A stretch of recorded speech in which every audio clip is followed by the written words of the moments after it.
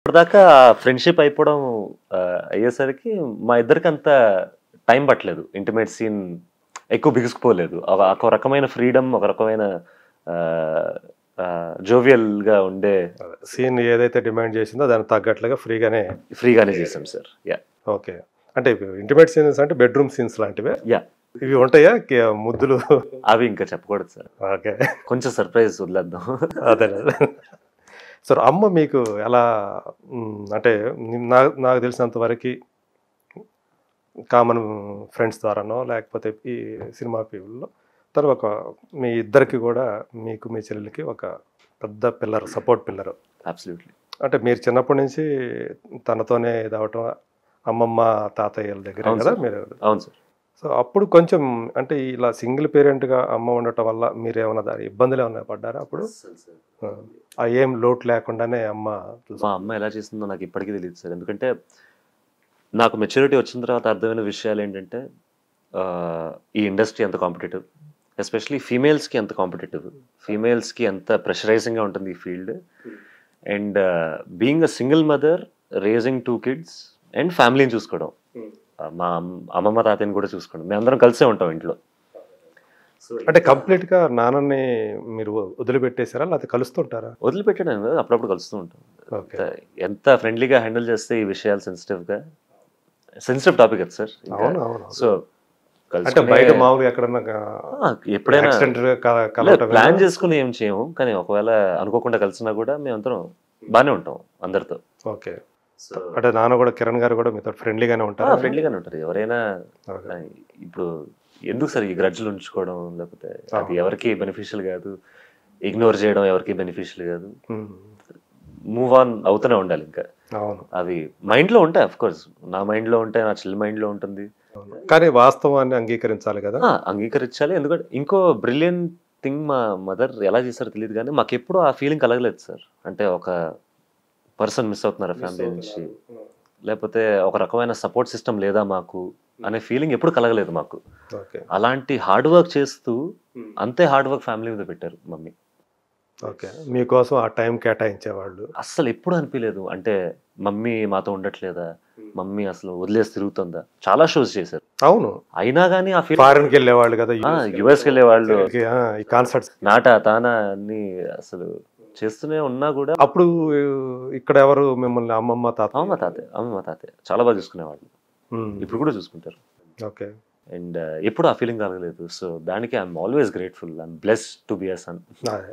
And అంతే support నేను ఇద్దాం అనుకుంటున్నా ఇప్పటి నుంచి.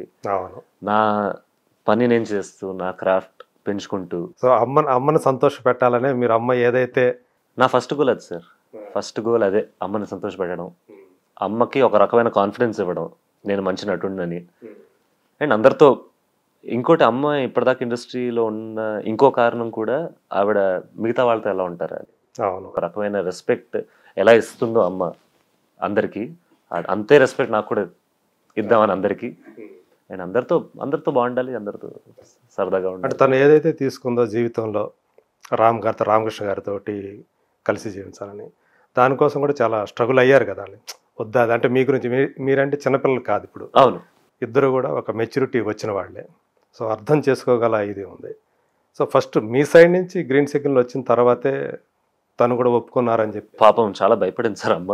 నేను సొసైటీ ఎలా చూస్తా, సొసైటీ ఎలా చూస్తా అంటే సొసైటీ కంటే అమ్మకి ఇంపార్టెంట్ ఏంటంటే నేను, శ్రేయ, నా చెల్లెలు శ్రేయ ఎలా మీరు ఎలా తీసుకుంటారనేది ఫస్ట్ అమ్మకు వచ్చే ఆలోచన కదా. ఆలోచన అది ఫస్ట్ భయపడతారు కదా సార్. భయపడతారు, అవును. ఎందుకంటే ఇవన్నీ చాలా సెన్సిటివ్ టాపిక్స్. అండ్ కరెక్ట్ కదా, పిల్లలకి ఎక్కువ అంటే రాకూడని టాపిక్స్. అంటే ఎలా ప్రతి ఫ్యామిలీలో అవ్వదు. మనం ఒక సినిమా స్వాతి అనే సినిమా చూసినప్పుడు అమ్మకి కూతురు మళ్ళీ పెళ్లి చేయటం అనేది చూసినప్పుడు రెవల్యూషన్ అది టైంలో. అండ్ ఎప్పుడు అనుకోము సార్ ఇది, కానీ దాన్ని యాక్సెప్ట్ చేశారు జనం. నిజమే కదా. సో అమ్మ కోసం, బికాస్ దే డిజర్వ్ దట్. ఆ రకమైన హ్యాపీనెస్ దే డిజర్వ్, ఆ రకమైన సపోర్ట్ సిస్టమ్ కావాలి. అది జస్ట్ ఫైనాన్షియల్ అని కాదు సార్. మనతో ఒక పార్ట్నర్ ఉన్నాడు. సంతోషంలో ఉన్నప్పుడు ఒక పార్ట్నర్ ఉండాలి, బాధలో ఒక తోడు. At the end of the day ఒక తోడు. నాకు మా చెల్లికి ఆ సింపుల్ రీజన్ చాలు, ఆ తోడు కావాలి. సో మీకంటే మీరు రేపు పెళ్ళైన తర్వాత మీకు ఒక ఫ్యామిలీ వస్తుంది, మీ చెల్లెలికి ఇంకొక ఫ్యామిలీ వస్తుంది. మరి అమ్మకి తోడు ఇప్పుడు అలా అని కాదు, అంటే మేము పెళ్ళి అయిపోయిన తర్వాత అమ్మను వదిలేసి మామూలుగా చెప్పు. కానీ ఎవరికైనా ఏ మనిషికైనా ఆ తోడు అనేది ముఖ్యం. అవును, ఎలా వేళల్లో ఉండవు కదా. సో నన్ను మా చెల్లెల్ని పెద్ద కన్విన్స్ చేయాల్సిన అవసరం లేదు అక్కడ. మాకు ఓన్లీ థింగ్ ఏంటంటే అంటే మిమ్మల్ని కన్విన్స్ చేసింది అమ్మ రామకృష్ణ గారా? ఎవరు కన్విన్స్ చేయలేదు సార్ యాక్చువల్లీ మమ్మల్ని. ఎందుకంటే నాకు చెల్లికి ఫైనల్లీ కావాల్సింది ఏంటంటే ఆవిడ ఆనందంగా ఉండడం. ఎందుకంటే నేను చెల్లి చాలా చూసాం, ఆవిడ ఎలాంటి జర్నీలో వెళ్ళింది, ఎలాంటి దీనిపైన ఇండస్ట్రీలో ఎంత స్ట్రగుల్ చూసింది అనేది. So at the end of the day if she's choosing a person, నేను ఒకటే అడిగా ఎంత కాన్ఫిడెంట్గా ఉన్నాం ఈ పర్సన్ మీద. She was very confident on that person. మేము కలుసుకున్నాం అండ్ నాకు చాలా నచ్చారు. అండ్ సింపుల్ ఒక తోడు అమ్మ డిసైడ్ చేస్తుందంటే why will we say no. తను కూడా ఆ ఫీల్డ్లో ఉన్న, నేను అది కూడా చూడలేదు సార్, అసలు ఏ ఫీల్డ్లో ఉన్నాడని కూడా చూడలేదు నేను ఫస్ట్. మీ మైండ్లోకి అది కూడా రాలేదు?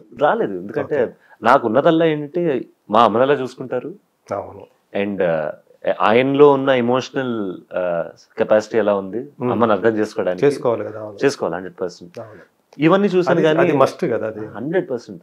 అది మా అమ్మ పాప మిస్ అయింది, అదే ఆ ఎమోషనల్ సపోర్టే కావాల్సింది ఇన్ని సంవత్సరాలు. ఎందుకంటే మనకి ఈ ఇండస్ట్రీలో కావాల్సిందే నలుగురు ఫ్రెండ్స్, లేకపోతే మన అమ్మ నాన్నలు. ఈ ఎమోషనల్ సపోర్ట్ లేకపోతే ఇండస్ట్రీలో నడవడం చాలా కష్టం. ప్రతిరోజు ఒక టెస్ట్, ప్రతిరోజు ఒక స్ట్రగుల్. అలాంటప్పుడు తోడు అనేది కంపల్సరీ. ఇంటికి వచ్చిన తర్వాత మనకి ఆ సపోర్ట్ అనేది ఇంటి దగ్గర ఉంటే వేరే లెవెల్ ఉంటుంది. అంతే కదా సార్. అండ్ ఇన్నేళ్ళు అది లేదు అని తెలిసినప్పుడు చాలా బాధేస్తుంది. అండ్ ఫైనలీ మనం రామ్లో అది చూశాను నేను, మా చెల్లి అండ్ మా తాతగారు అమ్మమ్మ గారు కూడా చాలా కన్విన్స్ అయ్యారు. అండ్ వాళ్ళు కూడా చాలా హ్యాపీగా ఫీల్. సో ఇప్పుడు జరిగిన తర్వాత సో మీరు చూస్తూ ఉన్నారు అమ్మ హ్యాపీ, చాలా హ్యాపీగా. సో మీకు ఆయన రామ్ గారు ఎలాంటి సపోర్ట్ ఇస్తున్నారు ఇప్పుడు? ఏంటంటే ఇప్పుడు నాకు మ్యాంగో టీమ్ మార్కెటింగ్ సపోర్ట్ చేస్తుంటే మేము పనిచేస్తూ ఉంటాం అప్పుడప్పుడు.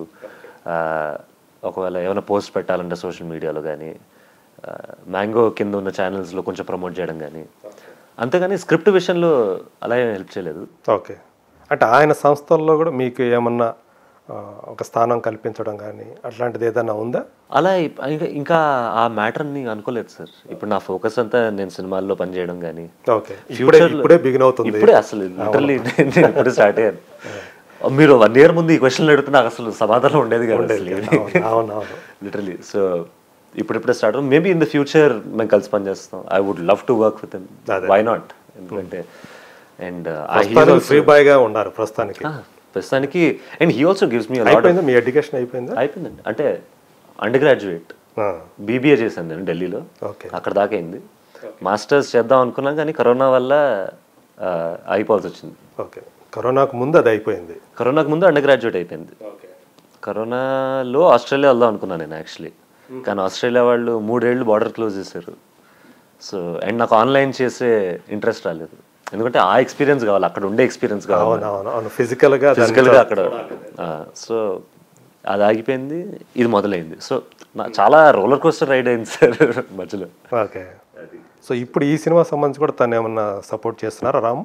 చేస్తున్నారు సార్. అంటే ఇప్పుడు తను కూడా రషెస్ చూసారు, తను కూడా కొన్ని సీన్స్ చూసారు, నాకు చెప్తున్నారు ఏది న్యాచురల్గా ఉంది, ఏది బెటర్ చేయొచ్చు, ఇలాంటి టిప్స్.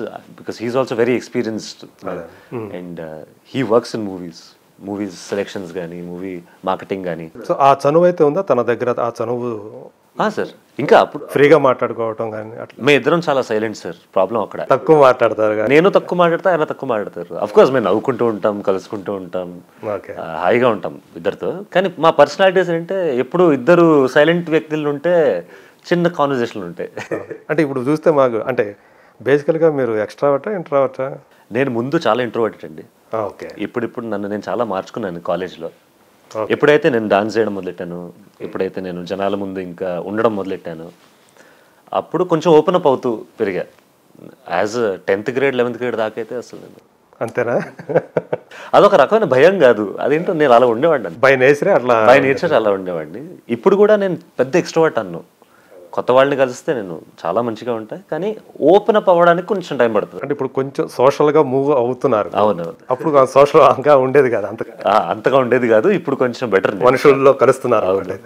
పదాలు తెలియని పెదవులకు అమృత వాక్యం అమ్మ. సంతానలేమి సమస్యతో బాధపడుతున్న ప్రతి స్త్రీమూర్తి బాధను మేము అర్థం చేసుకోగలం. ఫెటినైన్ వరల్డ్ బెస్ట్ ఎంబ్రియాలజీ ల్యాబ్ మరియు జిల్ట్రిక్స్ అలారం సిస్టాన్ని మొట్టమొదటిసారిగా ఏపీ మరియు తెలంగాణలో ఈ నెల 9న ప్రముఖ సినీ నటి స్నేహ, స్పెయిన్ దేశానికి చెందిన international senior embryologist Javier Herrera గారు ప్రారంభించారు. ఈ శుభతరుణంలో రక్త పరీక్షలు, AMH test, RBS, semen analysis, ultrasound scan, follicle scan ఈ నెల 31 వరకు ఉచితంగా అందిస్తుంది. ఫెటినైన్ అంటే సంతానం, 49 అంటే సంతోషం.